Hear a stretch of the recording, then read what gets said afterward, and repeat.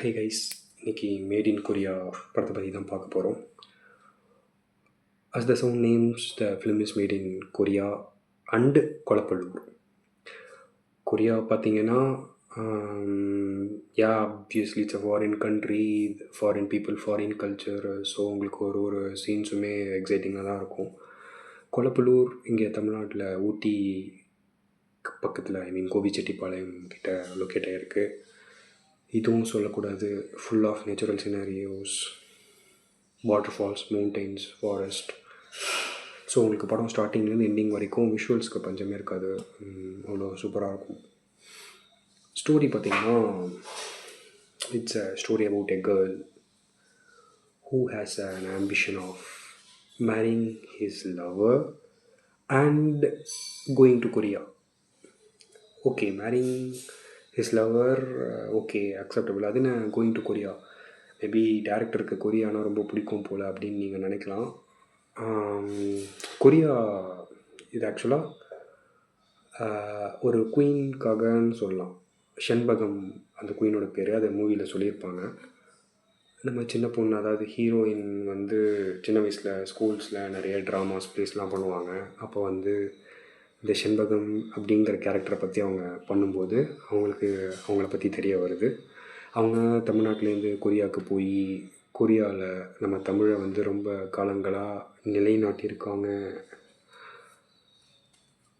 அதனால் அவங்களுக்கு அந்த கேரக்டர் மேலே நேச்சுரலாக சம்திங் கனெக்ஷன்.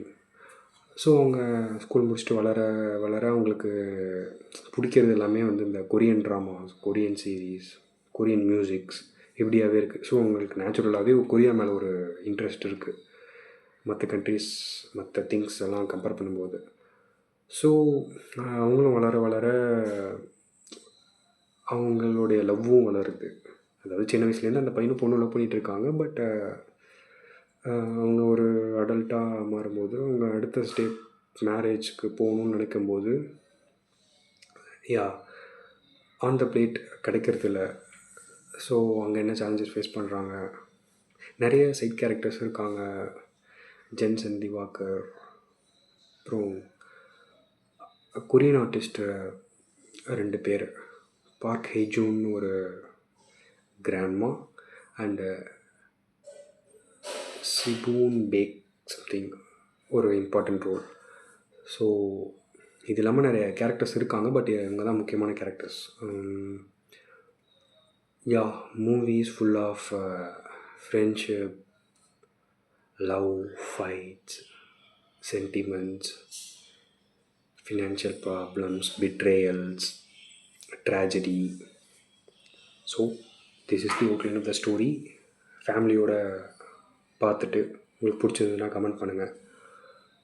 கூடிய சீக்கிரம் இன்னொரு வீடியோவில் பார்ப்போம். Book reviews, movie reviews, then sports related கண்டென்ட்டுக்கு என் சேனலை சப்ஸ்கிரைப் பண்ணிக்கோங்க. See you all.